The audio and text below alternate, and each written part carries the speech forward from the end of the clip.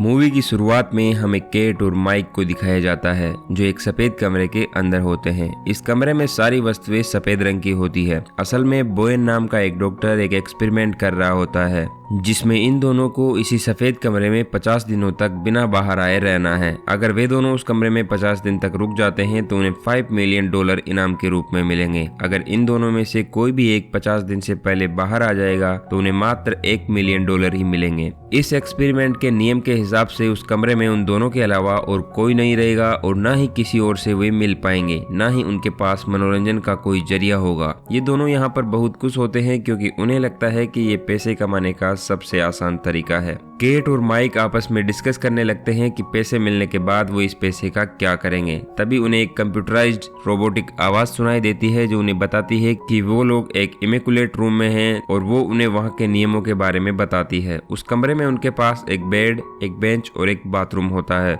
Bathroom के बाहर एक मॉनिटर लगा हुआ होता है जिसमें वहां रहने के नियम लिखे हुए होते हैं और उस मॉनिटर को टच करके वो लोग अपने लिए खाने पीने का सामान भी मंगवा सकते हैं। कमरे में दीवार पर एक लाल रंग का बटन भी होता है जिसको दबाकर उनमें से कोई भी हार मानकर बाहर जा सकता है। बाहर जाने के दरवाजे के ऊपर डिजिटल घड़ी भी लगी हुई होती है जिस पर 50 दिनों का टाइमर चल रहा होता है। कमरे की लाइट रात होने पर अपने आप बंद हो जाती है और सुबह होने पर अपने आप ऑन हो जाती है। इस कमरे में एक बॉक्स भी आता है जिसमें उनके खाने पीने का सामान होता है। मॉनिटर पर टच करके वह अपने लिए अलार्म भी लगा सकते हैं। माइक वहाँ पर ऐसे रहता है जैसे वह छुट्टी पर हो, इसलिए वो हर रात को देर से सोता है। वही केट अपने लिए एक अलार्म सेट करती है ताकि वह अपना एक रूटीन बना सके। वे दोनों पहली रात उसी बिस्तर पर बिताते हैं। सुबह होते होते केट नहाने के लिए बाथरूम में जाती है। नहाने के बाद वो अपने कपड़े वॉशरूम के लॉन्ड्री में धोने के लिए दे देती है और बदले में उसे एक सिंपल टी शर्ट और पजामा मिलते हैं।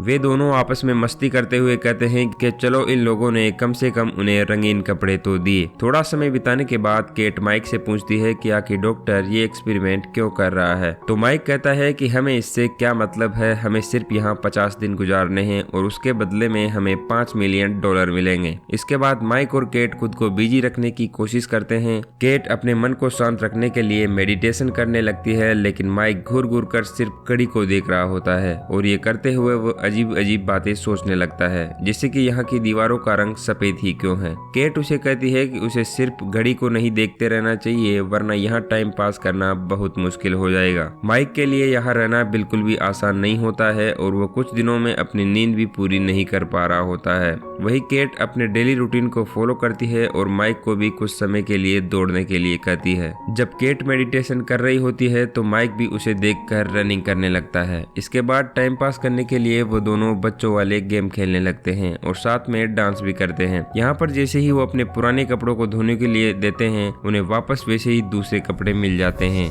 ऐसे ही कुछ हफ्ते बीत जाते हैं। फिर एक दिन माइक को उस कमरे में एक कीड़ा मिलता है। माइक उससे बातें करने लगता है और वो उसे खाना खिलाने की कोशिश करता है, लेकिन जैसे ही वह दूध की कुछ बूंदे फर्श पर डालता है तभी कंप्यूटर से आवाज आती है कि ये खाना सिर्फ उनके लिए है और वह इस खाने को किसी और को नहीं खिला सकते। माइक कीड़े की वजह से थोड़ा परेशान हो जाता है और वह उस कंप्यूटर से कहता है कि ये कीड़ा यहाँ भूख की वजह से मर जाएगा, इसलिए मैं इसे यहाँ से बाहर निकालना चाहता हूँ। केट माइक को बताती है कि वो कंप्यूटर उसकी किसी भी बात का कोई जवाब नहीं देगा। माइक केट से कहता है कि मुझे इस कीड़े को बाहर निकालना ही पड़ेगा वरना ये यहीं पर मर जाएगा। इतना कहते हुए वह लाल बटन की ओर जाने लगता है। इस बात पर दोनों के बीच में बहस होने लगती है। केट कहती है कि अगर उसने ये बटन दबाया तो वह दोनों इस चैलेंज को हार जाएंगे। माइक कहता है कि वह खुद इस दरवाजे से बाहर नहीं जाएगा, वह तो बस इस कीड़े को बाहर निकालने के लिए दरवाजा खोलना चाहता है और इस तरह से उन दोनों के बीच में इसी बात पर बहस होने लगती है। तभी केट को गुस्सा आ जाता है और वह वहां से जाने लगती है, लेकिन गलती से उसका पैर उस कीड़े के ऊपर पड़ जाता है और वह कीड़ा वहीं पर मर जाता है। केट माइक से कहती है कि ये सब गलती से हुआ, लेकिन माइक उसकी बात को मानने के लिए तैयार नहीं होता है और वह गुस्से में आकर पूरे दिन एक कोने में बैठा रहता है। इस कमरे के नियम के हिसाब से वे लोग 2 बार ट्रीट ले सकते हैं, इसलिए माइक केट से कहता है कि वो अपने लिए एक ट्रीट लेना चाहता है। केट उसे याद दिलाती है कि ऐसा करने पर उनके पैसे में से $1 लाख कम हो जाएंगे, लेकिन लेकिन फिर भी माइक अपनी ट्रीट लेने चला जाता है और उसे ट्रीट में एक हरे रंग का स्केच पेन मिलता है। पहले तो वह उसे देखकर सोचता है कि इससे वो क्या करे, लेकिन फिर वह उसे लेकर दीवारों पर स्केच बनाना शुरू कर देता है। जैसे ही केट उसे स्केच बनाते हुए देखती है तो वह उसे अपना खुद का स्केच बनाने के लिए कहती है। इसके बाद माइक केट का स्केच बनाने लगता है। थोड़ी देर बाद ही केट खड़े खड़े परेशान हो जाती है और वह वहां से चली जाती है।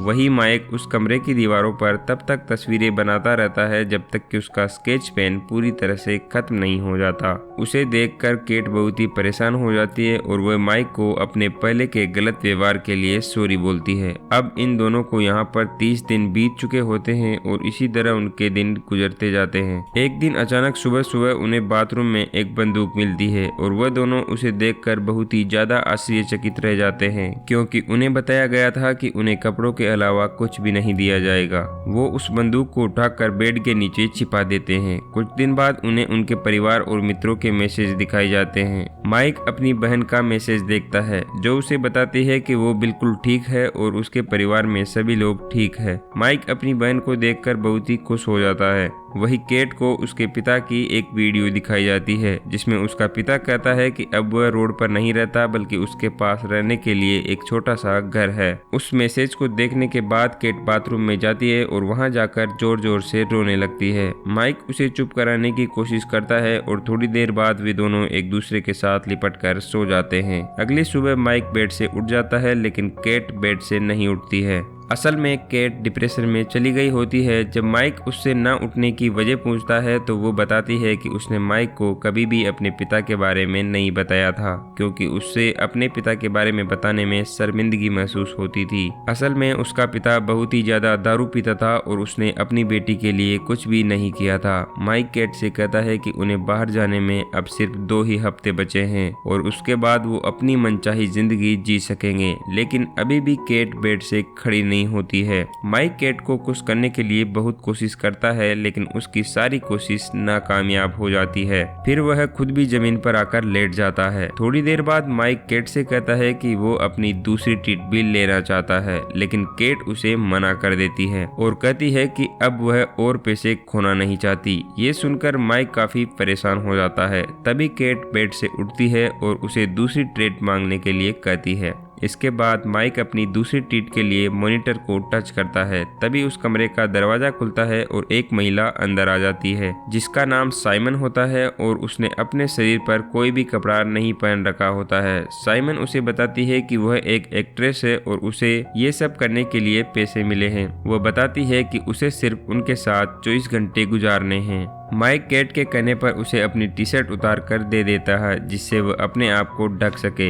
इसके बाद साइमन माइक की ड्राइंग को देखकर उसकी तारीफ करने लगती है जिससे केट को जलन होने लगती है। रात होने पर माइक उन दोनों लड़कियों को बेड पर सोने के लिए कहता है और खुद जमीन पर सो जाता है, लेकिन केट को ये अच्छा नहीं लगता, इसलिए वो माइक को अपने साथ ऊपर ही बुला लेती है और खुद माइक और साइमन के बीच में सो जाती है। रात को केट को चैन से नींद नहीं आती है और जब वह सुबह उठती है तो देखती है कि साइमन बेड पर नहीं है। केट को लगता है कि शायद वह वहां से जा चुकी है और इससे उसे थोड़ी तसल्ली होती है, लेकिन जैसे ही वो बाथरूम में जाती है तो साइमन उसे वहां मिलती है और उसने कपड़े भी नहीं पहन रखे होते हैं। ये देखकर केट को और भी ज्यादा गुस्सा आता है, लेकिन फिर भी वह खुद को शांत रखती है। इसके बाद वे तीनों कमरे में डांस करने लगते हैं और डांस करते करते केट और साइमन एक दूसरे को किस करने लगती है, लेकिन तभी माइक को हेलोजिनेशन होने लगते हैं और उसे अपने चारों तरफ खून ही खून नजर आता है। इसके बाद माइक को लगता है कि वो पानी में डूब रहा है और वहीं पानी में उसे अपना छोटा भाई भी दिखाई देता है जो उसके साथ ही डूब रहा होता है। इसी बीच केट और साइमन माइक को होश में ले आती है, लेकिन उसे अभी भी अपना भाई दिखाई दे रहा होता है और वो जोर जोर से रोने लगता है।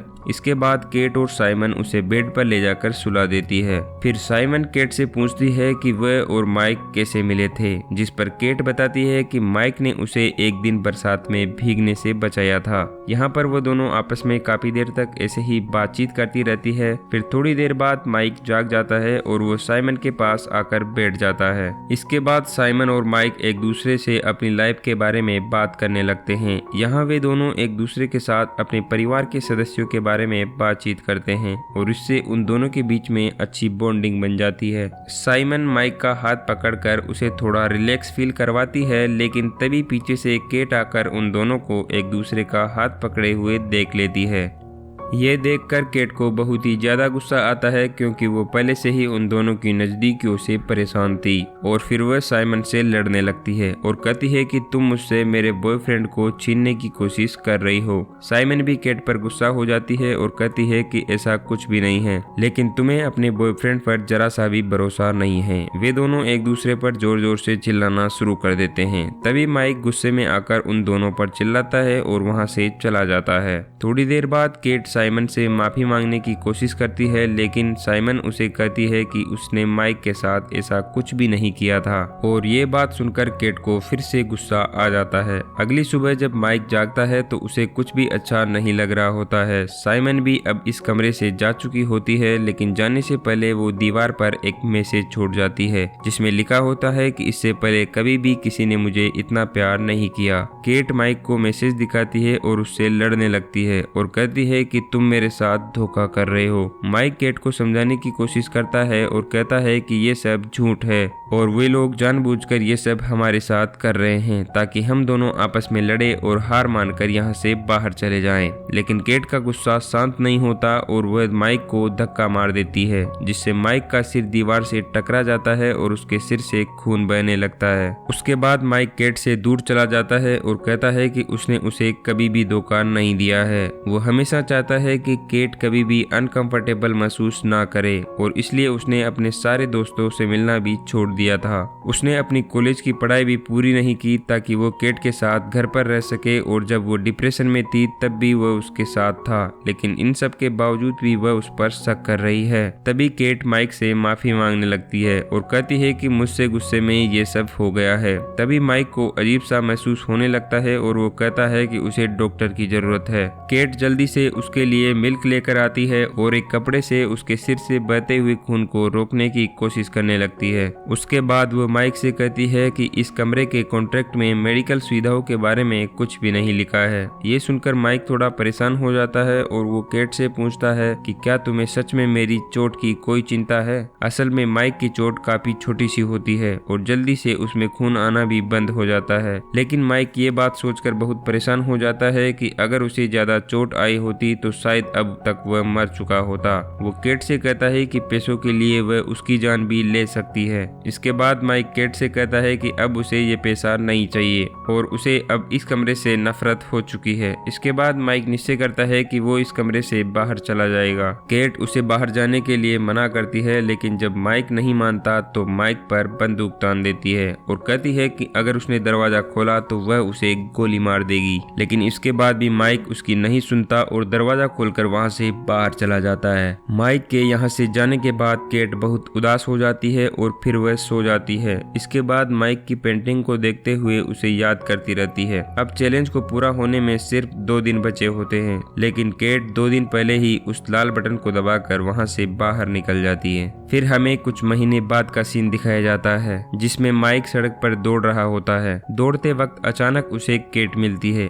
और उनकी बातों से पता चलता है कि उस कमरे से बाहर आने के बाद अभी तक वह एक दूसरे से नहीं मिले थे और वह एक दूसरे से अलग ही रह रहे थे। इसके बाद वे दोनों एक दूसरे के साथ डिनर पर जाने का प्लान बनाते हैं। रास्ते में जाते समय माइक केट से पूछता है कि क्या उसने उस चैलेंज को पूरा कर लिया था, लेकिन केट उसे इसका कोई जवाब नहीं देती और वहाँ जो कुछ भी हुआ उसके लिए उससे माफी मांगती है। इसके बाद वे दोनों वहाँ से चले जाते हैं। फिर हमें उसी कमरे को दिखाया जाता है और इस बार एक नया कपल इस कमरे में रहने के लिए आया होता है और इसके साथ ही ये मूवी खत्म हो जाती है। अगर आपको हमारा ये मूवी एक्सप्लेनेशन अच्छा लगा हो तो इस वीडियो को लाइक और शेयर कर देना और ऐसे ही अन्य वीडियोज के लिए इस चैनल को सब्सक्राइब कर देना। धन्यवाद।